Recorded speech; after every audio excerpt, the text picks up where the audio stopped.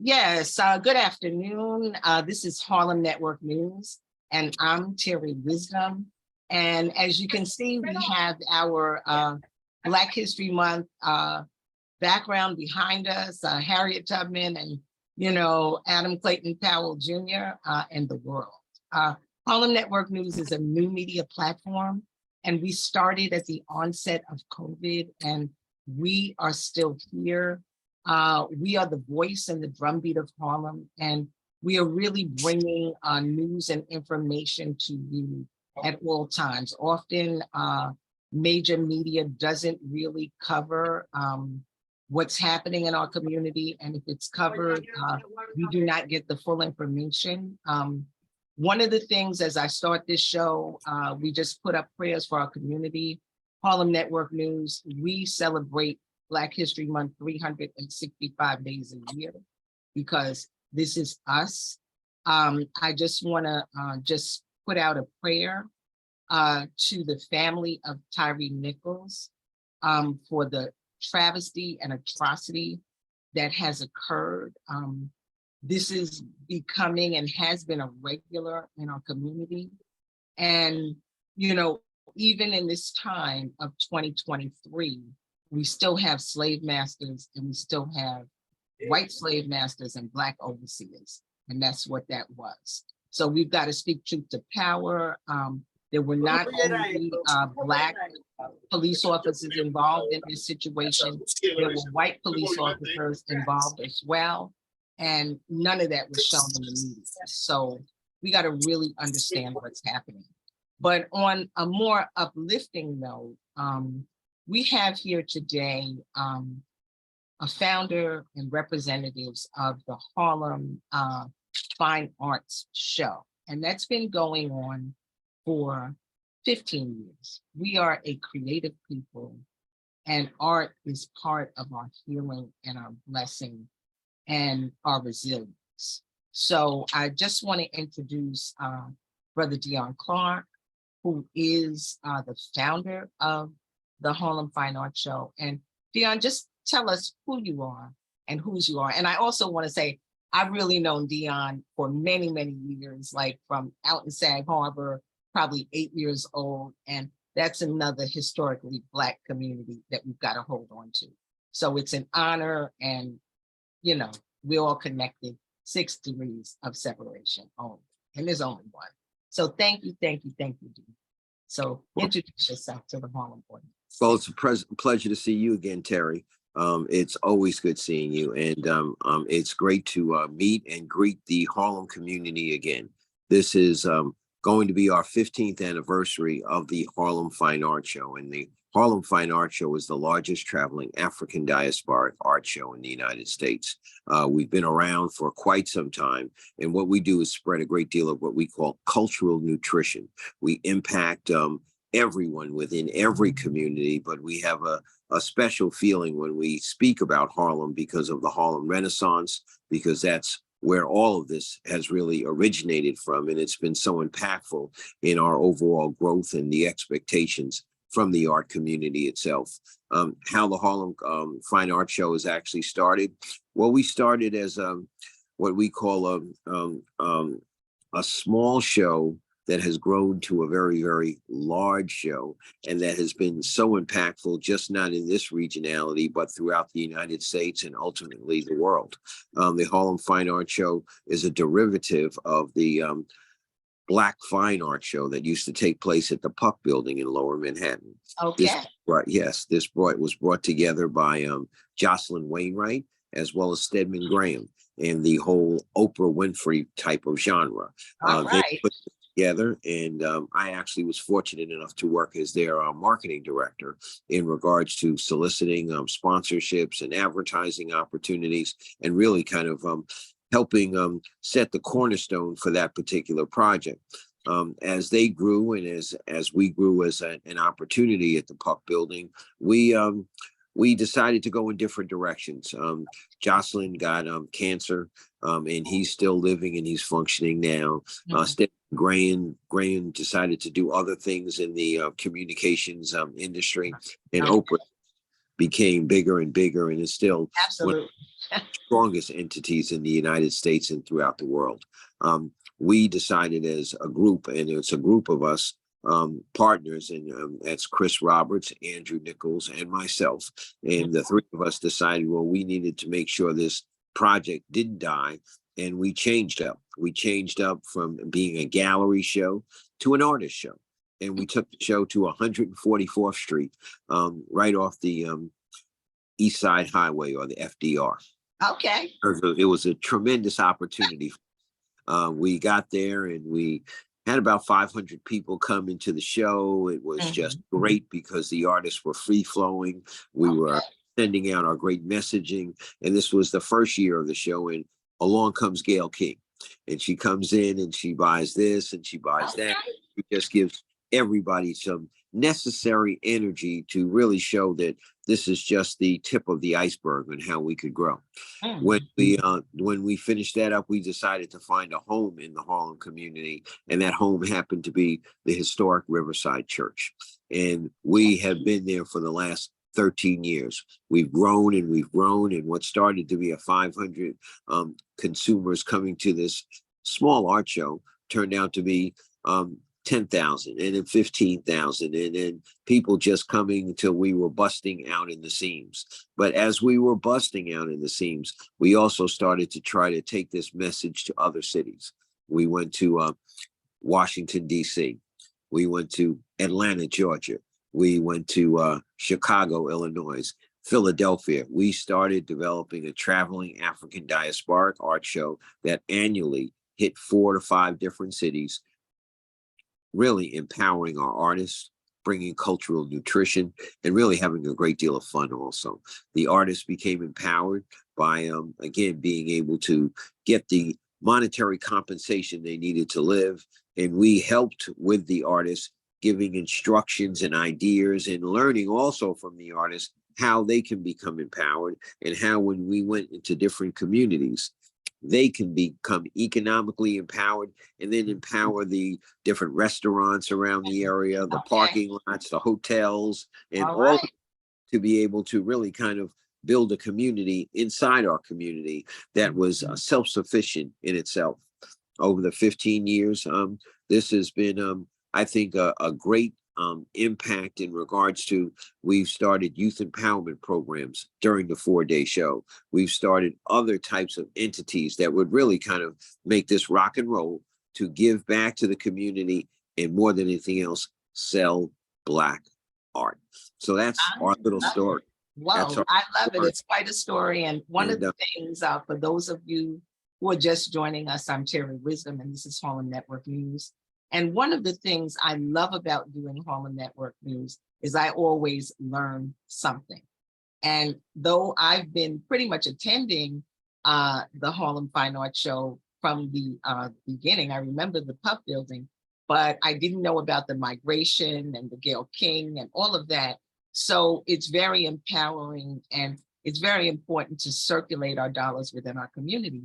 So with that, we're gonna go to one of the artists who I understand is new to the Harlem Fine Arts Show, and that is in the person of Roosevelt. So Roosevelt, would you introduce yourself to our audience and just say what your connection is, and how you're flowing and how you came to be a part of this great show?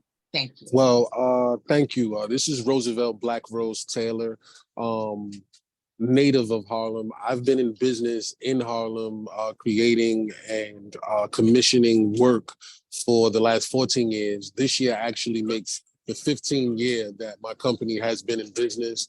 Some of the notable places that my artwork has impacted Minton's, Sisu, the oldest jazz lounge in New York City. Only one other artist has work inside of that jazz lounge outside of me, which is Charles Graham. My work can be seen in pretty much about 40 to 50 different commercial establishments here in Harlem and the tri-state area.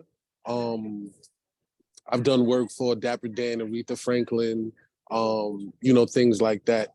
It's been a pretty good journey, especially being an art educator, starting my new program, the Harlem Art Club, which gives opportunity to kids here in Harlem that are not exposed to art due to the fact of lack of budgeting and stuff like that. Okay. Okay. Well, thank you and welcome. Is this your first year participating in the Harlem Fine Arts Show? Yes, it is. Yes, it is. Okay. Okay. And how did you find out about it, or what made you take that leap this year? To be honest, I had been on the mailing list for some time, but the show was never in New York. So I was just like, you know, how is the Harlem Fine Arts Show somewhere else and it's not in Harlem? But then the recent email came and it said, yeah, we're gonna be back in Harlem. You know, we're gonna be in person. So, you know, I, inquired and immediately, got on it to showcase my work. Okay. Okay. So we're going to swing back to Dion because as Roosevelt spoke about the show traveling, can you share, Dion, some of the places the show has traveled to and what it's looking like after the New York event, which is happening on the 24th, and we're going to make sure everybody really knows about that. And it's at the Glass building right on the, I believe, west side in the 40s. But travel, where's the show been? Where's it going? How did you all handle things during the COVID, really hiatus for a lot of businesses? How did that impact you, Dion? Well, to tell you where we've been, we've kind of tried to be everywhere we could in the Northeast region of the United States. We've traveled to as far as Washington, D.C. and Southeast region in Atlanta, Georgia. We've been in, of course, Philadelphia. We've traveled up to almost near the Detroit area itself, and we just found safe havens to be able to come and to showcase our art and really empower the particular individuals in the region. Our marketing strategy has always been to go into a city for 4 days and get the opportunity to, again, have a youth empowerment type of day, an opening day gala, of course, a salute to different entities, as well as the final 2 days of being able to get the artists as much endorsements and excitement pertaining to coming to the show and being able to sell their wares on an everyday basis. In the pandemic, we had to take a real strong pivot. All of a sudden, this opportunity had ceased and desist. We were no longer able to travel and really go from place to place. So our team actually did some great research, and we partnered with a group out of London and Bulgaria, and they put together a platform on the Harlem Fine Arts Show site. So right now, if you actually go up to our site, you can punch in and go up on the platform, and there are 50 plus artists right there selling their work on an everyday basis. They sell work 365 days, 24/7. And all of a sudden it became a new marketing strategy. We sell a great deal of work out of the Nordic Slavic countries. We sell it out of London. We sell it out of Paris. We sell it in the Asian communities. We sell it in the West Indies. We sell it in Mexico and South America. And we sell it in Harlem, New York, and Brooklyn, New York. So we're able to get a little bit of everybody. And it really kind of opened up the exposure for our artists. It gave us the opportunity to empower them on an international and national basis. And it really changed the corporate structure of the Harlem Fine Arts Show. But after the pandemic, or I said, after after the pandemic has become less than instead of greater than, we have been able to go on the road. So we just came out of Washington, D.C. a few months ago. And we're getting ready to open up our 15th anniversary show. Yes, 15th anniversary show. Clap it up. And that's going to be at the Glasshouse. And the Glasshouse is on 666 12th Avenue between 49th and 50th Street. And it'll be a 3-day extravaganza. It'll be a number of the artists that were with us in the very beginning, as well as some of our new bred artists like Black Rose All For him right. to be able to Okay. come and showcase his work for us is outstanding. It's the new and the old. It's career artists, it's emerging artists, it's established artists. And one thing that we just added to our repertoire is galleries. For the Okay. first time, we're bringing Yes. the Soweto Gallery out of South Africa. This Whoa. is the Okay. first time they're coming in from South Africa, and they'll be showing and selling their works. We have the Band of Vice Gallery, and that will be out of Los Angeles, California, out of Compton.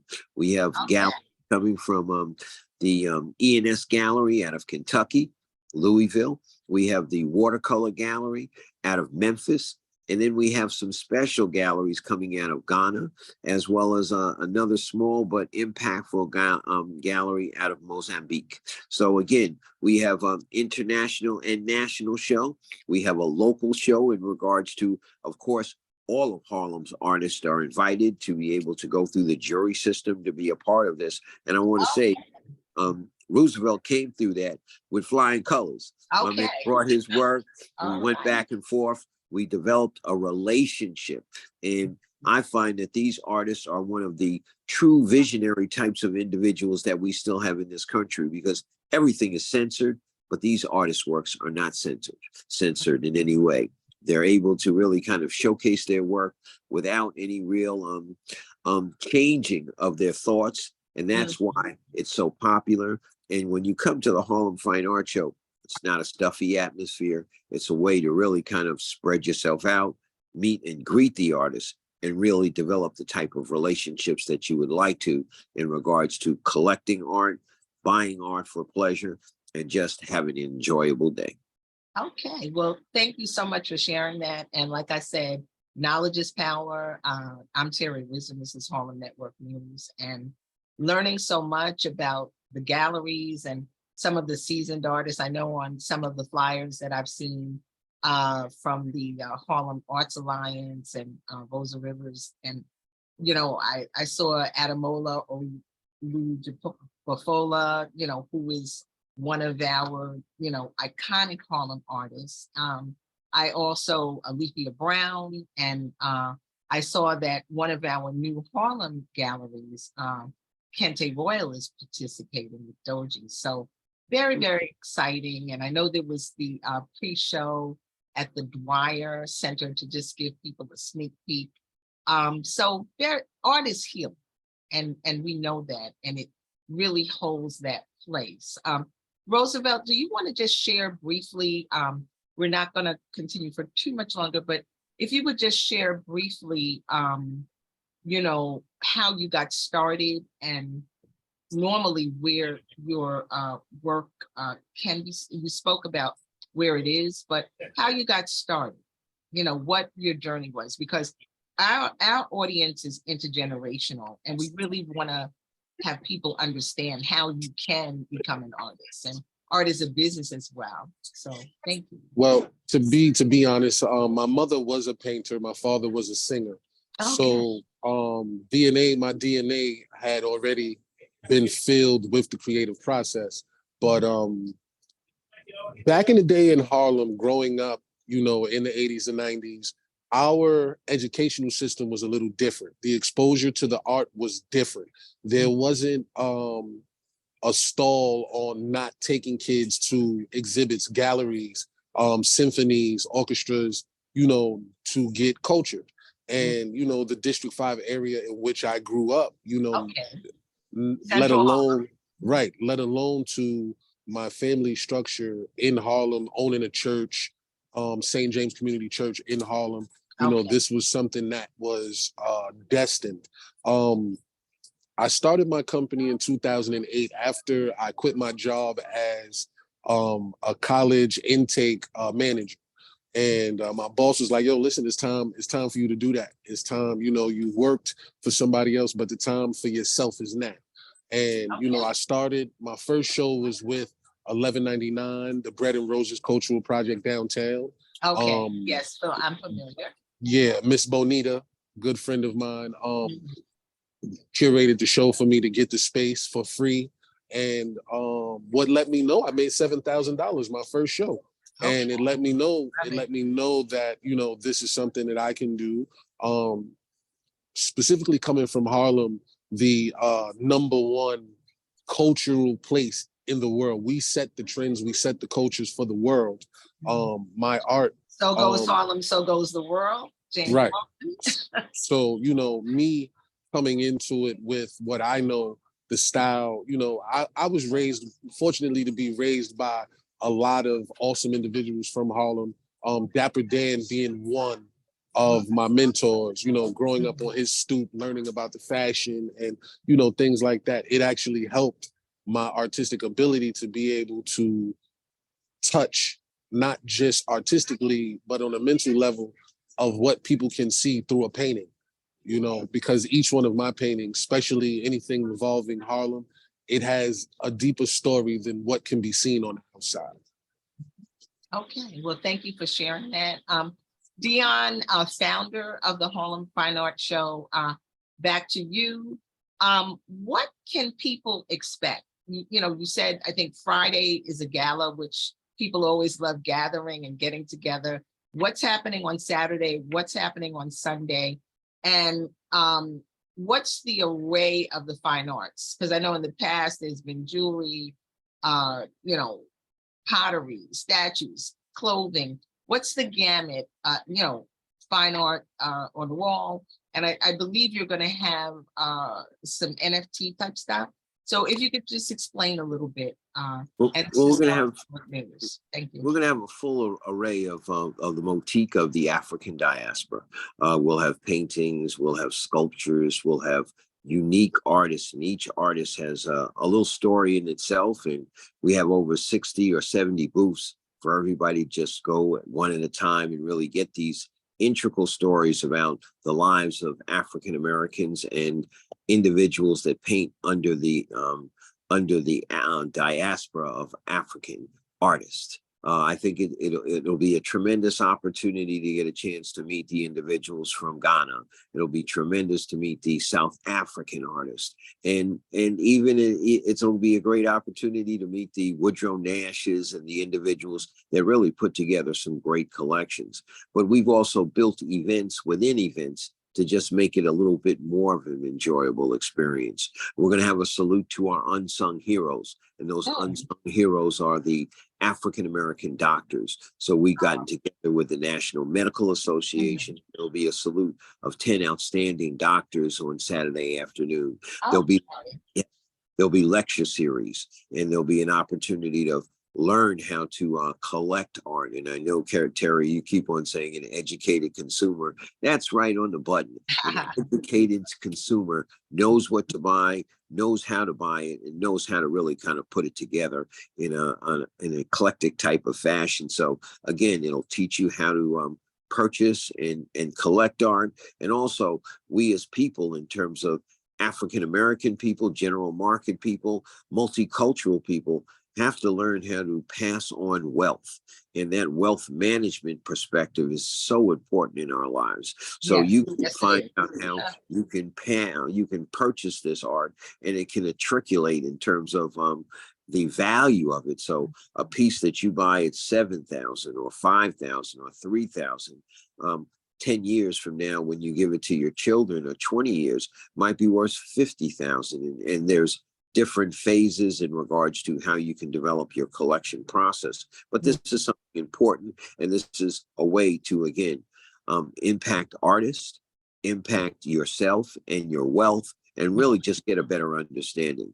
On Sunday, we'll have the same array of art, but you can't see this whole show in one day. So you get a part two, and you get the opportunity to come and see some of the art again. And this will be fantastic, because we're going to have a salute to African-American women in business, in finance, in law, as well as some of the other areas. And we're going to salute these sisters. And we have some great individuals that have been selected. Please come, look into it, and get a chance to meet and greet them, and really kind of stand up and take your hand or bow to them in the great way that they've been able to put their careers together, and also be beneficiaries of the Harlem Fine Arts Show, and beneficiaries of we as people. And then last but not least, I'm going to tell you about a special edition that we had this year. Okay, And I'm excited. yeah, it's the Harlem Fine Arts Show Blue Light Entertainment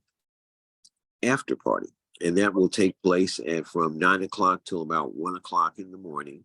It should be fantastic, where you can actually listen to some great music, have some great cocktails, maybe get the opportunity to dance a little bit, and then still get a chance to walk around and meet and greet the artists. And when is that? When is that coming up? And that's Saturday evening from Okay. 9 o'clock to about 1 o'clock in the morning. Wow. And it should be an entertaining type of opportunity, the first time we're doing it. But it's just a great way to have mature people come and get exposed to the arts, as well as a little dancing, a little jazz music, and of course a lot of DJs. So wow, that put together is a 3-day extravaganza, 15-year anniversary type of event. And thank you, Terry, for letting us yeah, give I the appreciate it. opportunity. So, Roosevelt, if you would just give a few closing words and what you'd like to leave the Harlem Network News audience. And we're Harlem Network News, but we're about Harlem and the Harlems of the world, and that includes everybody. So, if you would as a young kid from the projects, almost like JJ Evans, don't ever think that your talents can't get you there. The one thing, and I'm gonna be honest, Right. I literally I lived that mantra because I used to watch Good Times with my grandmother. Okay. And I was a little painter. I'm like, yo, I'm gonna get out the hood with I'm gonna get out the hood with mine. And I'll never forget, the day when I packed up and I left the projects. Okay. And it was a surreal moment. And to be able to show the young kids in the neighborhood, like, listen, you walk past that restaurant, who designed that artwork for that restaurant, right? That was me. To be relatable to the youth, and let them know, don't let nobody tell you that you can't, because you can. The work that you got to put in is going to be hard. It's going to be some lonely nights. It's going to be some nights where you doubt yourself. But if you keep going, the reward is just over the hill. The reward is just over the hill. So, you just got to keep going, and you just got to be positive in, what it is that you're doing. Okay, well, thank you for that. And in these times, we really need encouragement. We know we are a resilient people. And Dion Clark, founder of the Harlem Fine Arts Show, if you would just kind of close us out. And I want to know where else the art show's going after here. I want to know about the Martha's Vineyard show, because that's another kind of Black historic iconic situation. And then just let us know how people can get their tickets and get there. And I'm sure there are price ranges in art for everyone. So. And I think you hit it right on the head. It's affordable, and prices from all different ranges. You can get your ticket from hfas.org, or actually go up on Eventbrite and go directly and be able to purchase a ticket for any day during the week. It's one of the hippest trips in New York City for the 3 days from February 24th, 25th, and 26th. Please come support us and buy Black art. And where we're going this year, we have a number of different opportunities. We're looking at Washington, D.C. We're looking at Atlanta, Georgia, and of course, Martha's Vineyard. Okay. Right now we're looking also to find out where's the safest place going to be in regards to bringing our artists after the pandemic. But for one thing, you will see us next year in New York City in February during Black History Month, because again, it's a tradition that we will keep on, and this will be next year, 16 years of the Harlem Fine Arts Show in a great city called New York City. Okay. Well, thank you very much for taking your time. And of course, Harlem Network News will be promoting. We're going to be there. We're going to cover. And this is amazing. And I'm just honored to have watched you through this journey, and just sharing the pride, sharing the love, when people are moving forward. And Congratulations, Roosevelt, loving the story. Okay, so Harlem Network. Thank you. You know where you can reach us, and I believe Roosevelt's teaching an art class, so he's getting ready to. Yeah, I gotta go to my class. I'm a little late. I got you. And you can reach Harlem Network News at harlemnetworknews@gmail.com or on Instagram, Facebook. We really are pushing it out there for Black History Month. You know, you can donate if you have stories, information, funds. We're really pushing buttons for Black history so we can keep bringing you this news and information. Zelle, you know, harlemnetworknews.com, harlemnetworknews@gmail.com. We matter in you. And thank you so much, and blessings. And I can't wait to see the show. Thank you. Thank you. Thank you. Carry on. Forward ever, backward never. All right. Thank Bye-bye. you. Marcus All right. Messiah Garvey. Thank you.